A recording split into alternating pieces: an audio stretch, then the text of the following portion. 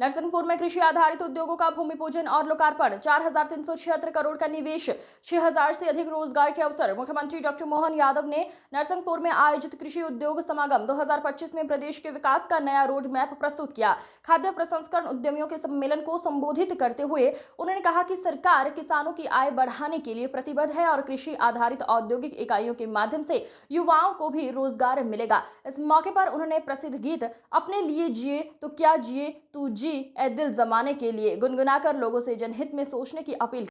GIS के माध्यम से जैसे हमने 30 लाख करोड़ से ज्यादा का निवेश प्राप्त किया था और इसमें 23 लाख से ज्यादा लोगों को रोजगार की बात थी, और आज केवल मई के अभी आज 26 मई है और हमारा फरवरी में इन्वेस्टमेंट सबमिट हुआ था, लेकिन अभी मैं केवल 5 नाम बताऊंगा। हमने एक के बाद एक जितने भी वहाँ आशय पत्र दिए थे और जिसके आधार पर हमने कहा था कमिटमेंट हमारा है, तो आज राज्य में 1,744 एकड़ जमीन अर्थात 1744, जोरदार अभिनंदन करो, 46 औद्योगिक इकाइयों को ये लैंड आवंटन हमने कर दिया। केवल कार्यक्रम करने के लिए कार्यक्रम नहीं कर रहे, उसमें ठोस रिजल्ट आना चाहिए। जीआईएस के बाद मैसेर्स पतंजलि ग्रुप रीवा, बाबा रामदेव की अपनी कंपनी, जोरदार अभिनंदन करो। आजकल हमारे लिए बाबा रामदेव का भी नया रूप मेड इन इंडिया के लिए हमारे लिए लगभग 433 एकड़ जमीन उनको रीवा में दी है।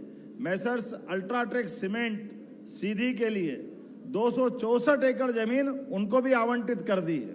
अब हमारे यहाँ रेल पूरी रेक, मेट्रो का, वंदे भारत का, रेल के सभी कोच बनाने की फैक्ट्री अब भोपाल में लग रही है और इतनी तेजी गति से लग रही है कि लगभग हमने उनको जमीन भी आवंटित कर दी।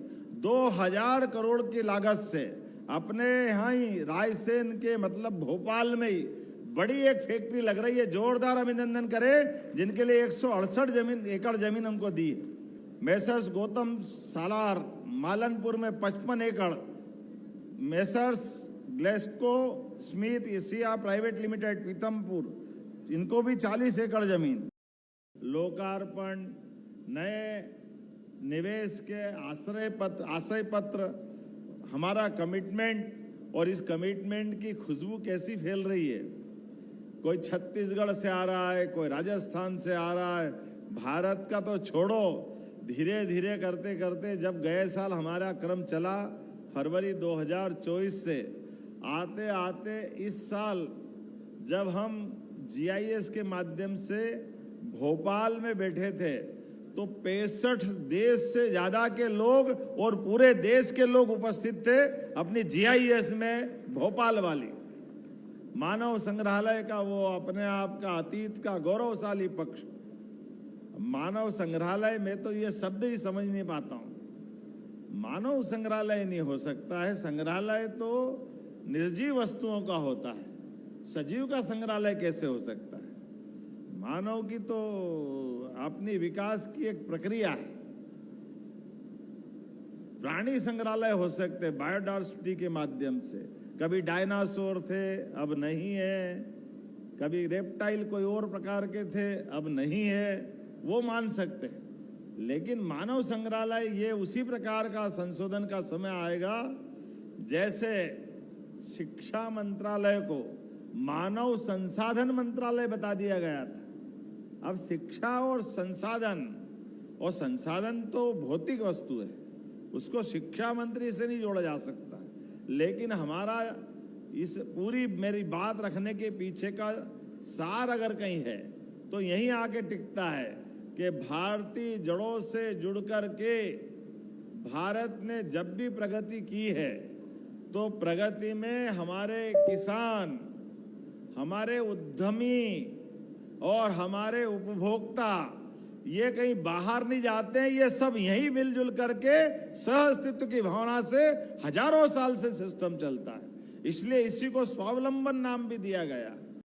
तो यहाँ नरसिंहपुर के अंदर जब लोकार्पण की बात कर रहे हैं तो 14 इकाई के माध्यम से और लगभग 153.38 करोड़ के 104 लोगों को 1004 लोगों को रोजगार मिलेगा, लोकार्पण हुए, जोरदार अभिनंदन करें अपने प्रदेश के लिए यहाँ पर। और भूमि पूजन 16 इकाइयों का हुआ, जिसमें 474.46 मतलब 450 ही हो गया, समझो 46 का क्या अर्थ है, तो मैं मान के चलता हूं 550 करोड़ के भूमि पूजन 16 इकाइयों के, इसमें भी कई सौ लोगों को रोजगार मिलेगा। और आशय पत्र के आधार पर 15 आशय पत्र दिए हैं, जिसमें 2381.96 करोड़, इसका मतलब ये तो फिर ये भी 82 हो गया ना, 2382 करोड़ के, इसमें भी लगभग 2651 लोगों को रोजगार मिलेगा। अर्थात यहाँ कुल मिलाकर के जोड़ के बताऊं तो 4376 करोड़ के हमारे निवेश का व्यापार हुआ। जोरदार अभिनंदन करें अपने नरसिंहपुर जैसी जगह पर 4376.30 और रोजगार मिलेगा 6164, कुल 53 इकाइयों का। यह अपने आप में बड़ी बात है।